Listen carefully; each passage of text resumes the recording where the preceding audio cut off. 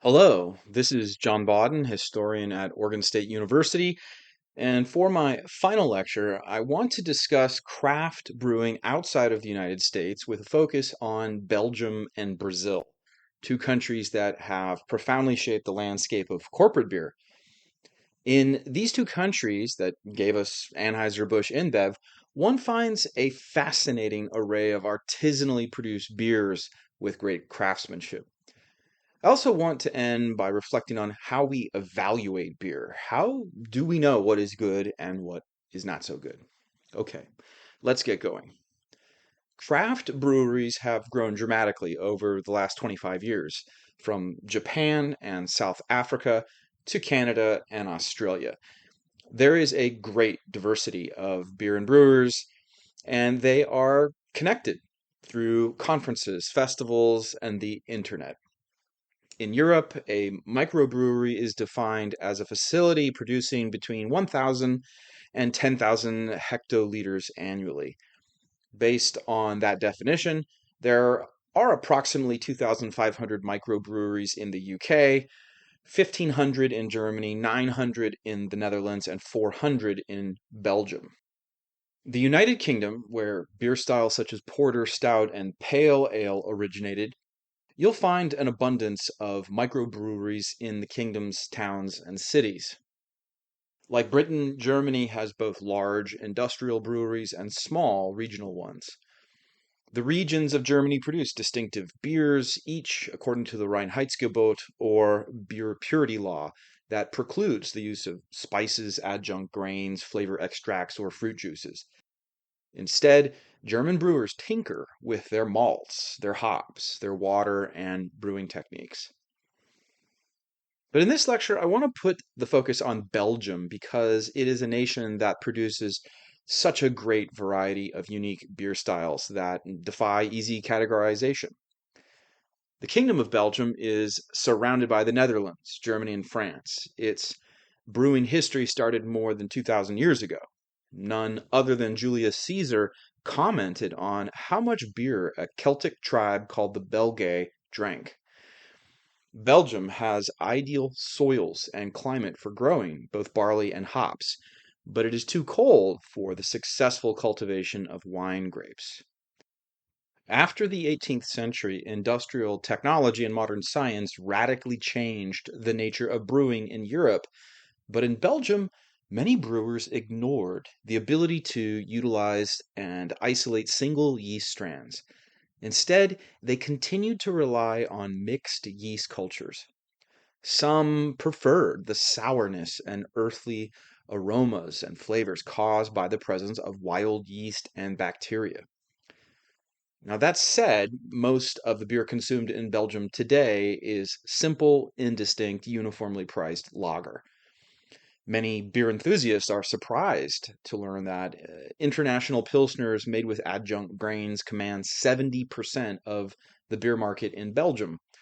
Not only that, the corporate giant that owns Artois, Anheuser Busch InBev, is headquartered in Leuven, where decisions about international beer brands such as Bud Light are made.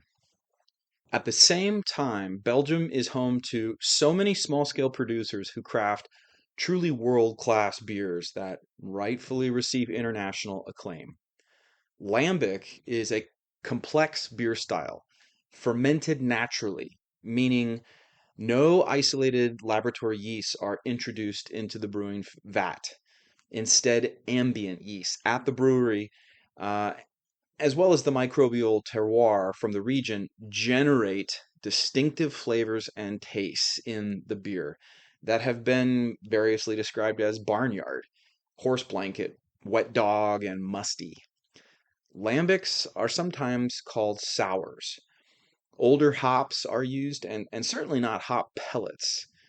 Lambics are aged in wood, where they interact with microorganisms in the wood itself. The style harkens back to medieval, pre scientific brews, and these lambics pair nicely with salads, seafood, and goat cheese. Cantillon is a small family owned brewery near Brussels that exclusively brews lambic beers. Into the mash tun at Cantignon goes two-thirds malted barley and one-third unmalted wheat.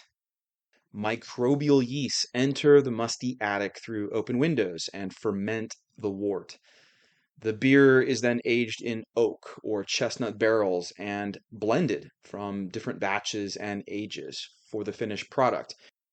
During the aging process, brewers might add raspberries or cherries to impart additional flavor. The finished bottle conditioned beer is complex and earthy. And the entire production process is so far removed from how most lager beer is made. Most beer is made. It's the antithesis of corporate beer. Unpredictable, uncontrolled fermentation, long periods of maturation in bottles or barrels, no pasteurization. Now we visit the Rodenbach Brewery, Belgium's classic producer of the Flanders red ale style. The ale is aged up to 2 years in giant vertical oak barrels called foeders. These barrels impart a pleasing tartness thanks to the presence of lactobacillus bacteria.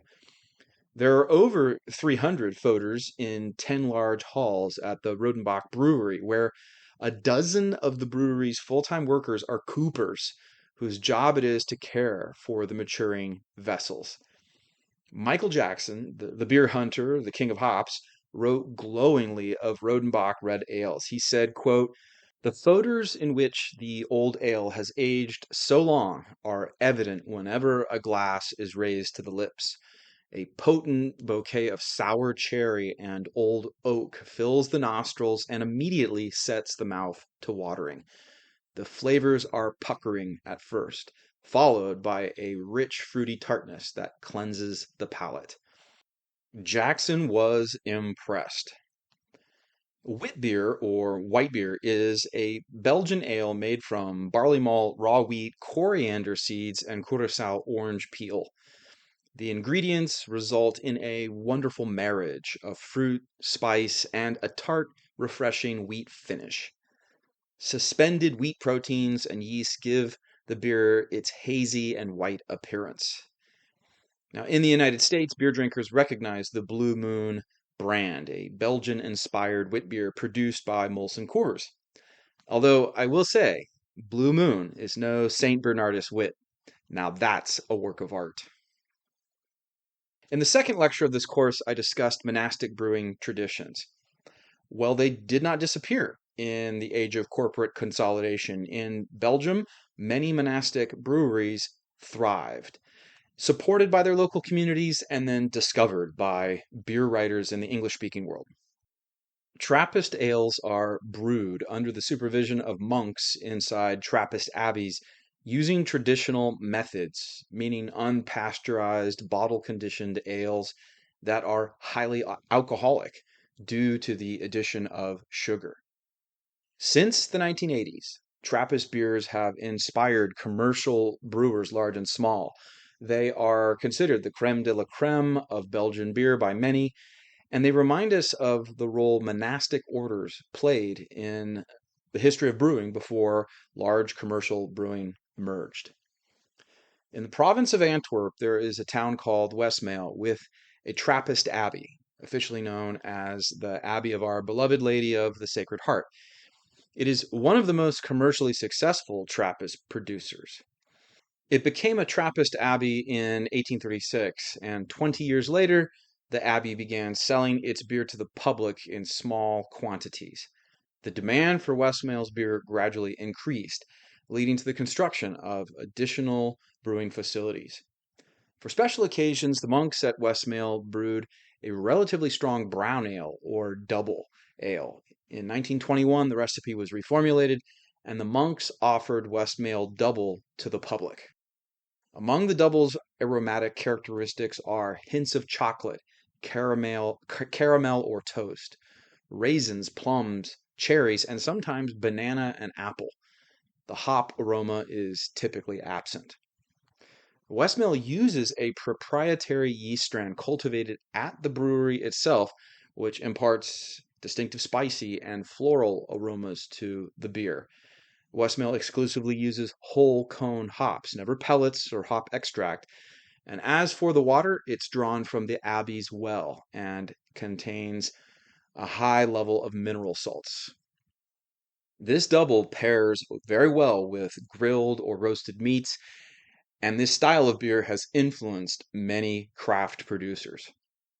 Westmill Triple, with a 9.5% alcohol by volume, has an extraordinary balance among pale malts, yeast, and hops. It was first brewed in 1934 and is widely believed to have been the first modern triple. Its recipe was reformulated in 1956, and this is when it took on its classic golden color. The recipe for Westmail Triple has remained unchanged since. In addition to pale malts and white candy sugar, a half dozen hop varieties are added to the boil. Westmail bottle conditions its triple for 5 weeks, and it is well known among beer connoisseurs. I'm not going to discuss the golden ales of Chimay or those of Duvel, and then you have the legendary farmhouse ales, the saisons of DuPont. The lecture would go on and on and on if we were to cover all of the significant beer styles and beer brands in Belgium, those that have inspired craft breweries worldwide. Now we're going to move to South America. Brazil is a continental country with more than 200 million inhabitants. It is the world's third largest beer market, a market bigger than Germany's or Britain's, and it's a diverse country with a racially mixed population and many different ecological zones. Due to its subtropical and tropical rainforest, there is an abundance of fruit and many unique wood varieties. In a previous lecture, I mentioned large scale European immigration to Brazil during the 19th and 20th centuries. German immigrants established breweries, and by the late 20th century, most Brazilians were content to refresh themselves with one of the country's three corporate brews. Well, after the merger of Interbrew and Ambev in 2004, which formed the largest brewing company, Brazil further impacted the global consolidation of beer when its businessmen acquired Anheuser Busch, creating Anheuser Busch In-Bev. Well, what's interesting is that Brazilians since then have developed a thriving craft beer scene full of creative experimentation. Craft brewing in Brazil is noted for its creative use of local ingredients, whether coffee beans, tropical fruits, or the conditioning of ales in casks made from Brazilian wood. The craft movement developed in response to the dominance of corporate lagers and from Brazil's connection to craft brewers worldwide, especially those in Belgium, the United States, and England. Here, I want to mention a few of the country's craft brewers. Walls, located in Belo Horizonte, Minas Gerais, this brewery was founded in 1999 by two brothers who wanted to offer the marketplace styles formerly unavailable, such as stout or IPA. Belgian style ales are where the brewery has garnered its greatest acclaim. Their standout beer is the Walls Quadruple, a rich and complex Belgian style quadruple. The Colorado Brewery, located in Ribeirão Preto, Sao Paulo, well, this brewery is known for using local ingredients such as acai and coffee in their beers. The flagship beer, Caim, is a refreshing and easy drinking beer with hints of acai and coriander. Another one of its offerings, Demoiselle Pilsen, is a pilsner brewed with coffee. I wonder what that one tastes like. Way Beer, located in Pinais, Paraná, southern Brazil, is a brewery known for its Brazilian style sour beers brewed with tropical fruits, passion fruit, guava. They also have a range of barrel aged beer and a very popular IPA called Amburana IPA that is aged with Brazilian Amburana wood that imparts its own spicy notes.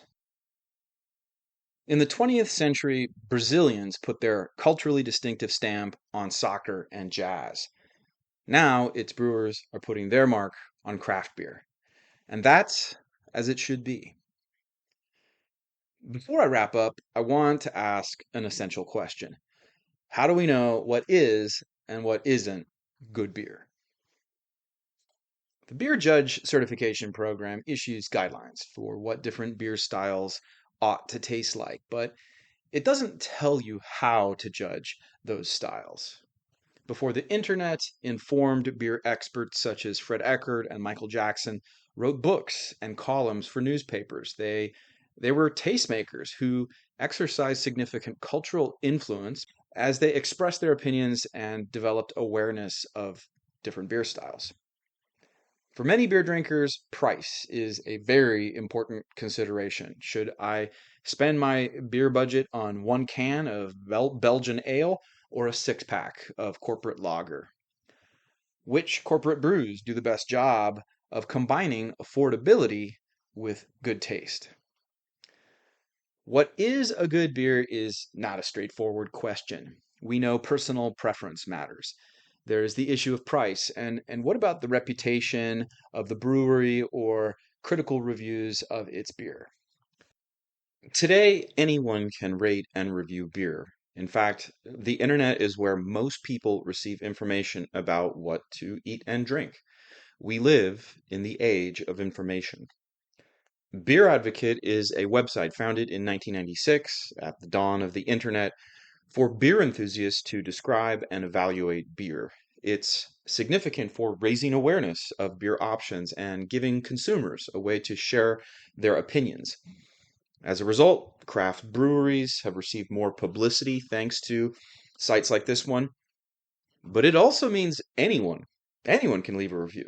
There's no moderation of the content or context provided to reviews. It reflects the bias of the mostly opinionated men who are passionate about beer and leave their reviews. Now, Beer Advocate can provide value to a person seeking critical perspectives on beer, but the opinions expressed do not represent a broad section of beer drinkers. Some beers receive far fewer reviews than others. It's uneven, much like the internet itself, and at the end of the day, judgments vary. Sometimes an informed beer drinker will prefer a light corporate lager to a dark Belgian ale. Wrapping up, I have two final comments. First, in this course, we've used beer to understand human societies. How and why did ancient people first brew beer? How did beer develop during the Middle Ages? Who brewed it? And how did technological change impact its production? Beer has allowed us to study grassroots movements, the temperance movement, for instance, in the 20th century, corporate business culture, and globalization. We've used beer as a lens through which to understand the world and the human condition. Second, even if you don't like beer, there is a certain power to understanding anything's origins and its evolution, whether we're talking about the history of shoes and bicycles or potatoes and tea. Everything has a history, and learning those histories reveals to us patterns and processes. Studying one thing helps us understand other things and sheds light on the human experience. Here are some of the sources I consulted for this lecture. I look forward to your comments and questions.